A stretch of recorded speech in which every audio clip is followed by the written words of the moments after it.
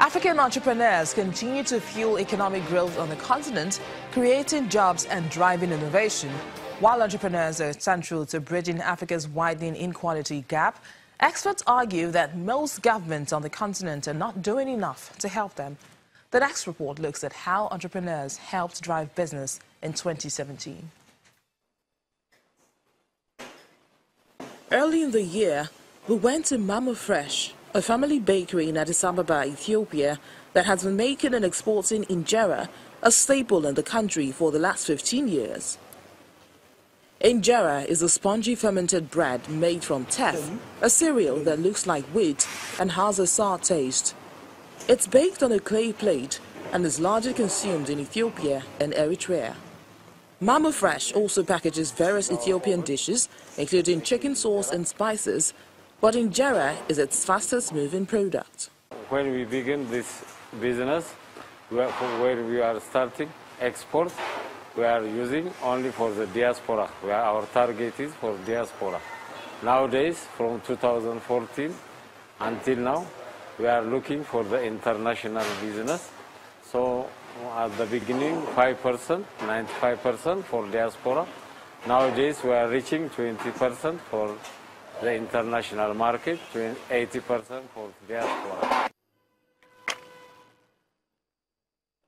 In Nigeria, Oluwatobiloba Ohema Bello was shipping snails. Oluwatobiloba sources the giant African land snail species used in the beauty and food industries from local farmers.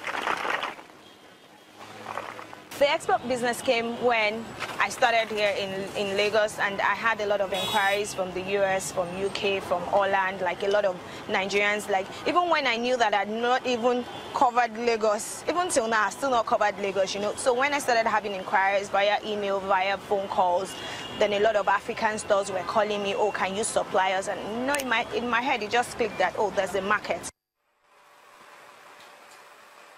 In Cameroon, Pascaline Nanda made and sold infant cereal Blessolac, a brand of baby food made from soya, wheat, fruits, milk and sugar. Nanda started her business 5 years ago to counter imported brands, which she says are generally expensive and contain preservatives. From 6 months, breast milk is not enough to feed a baby.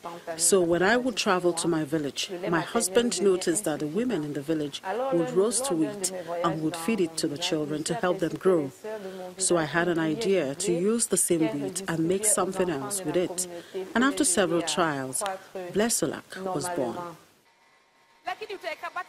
Kenyan entrepreneur Siru Waweru Wathiaka and her partners were helping spark an industrial revolution powered by women with their toy brand Umba. Siru, founder and CEO of Fun Kids Group, which manufactures African-inspired educational and functional children's products, decided to start the company 7 years ago when she couldn't find a quality bed for her son and decided to make one herself. We realized the huge gap in using creativity, innovation, and manufacturing in the children's space. Around the world, children industries are in the billions of dollars. But here, for some reason, we don't see the importance of investing in our children. And I'm not talking about money. I'm talking about inspiring them. Borotho Bakery in South Africa's township of Soweto was bringing down the cost of living with affordable bread.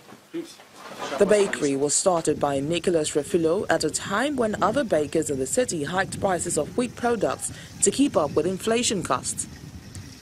A loaf of bread cost about 44 US cents, and that's nearly half of the price of bread in the market.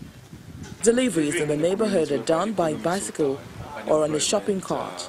Living in the community whereby the economy is so down, unemployment, job is lagging, food security is a problem as well. So I was thinking to innovate something that the whole community is going to charge something from what we're doing as a business. So it's a community business, we put it that way, because of the majority of the people to afford and to endorse us that the business is very classic. Growing consumer demand and an emerging middle class continue to provide opportunities for exciting startups and investment on the continent while driving economic growth in Africa.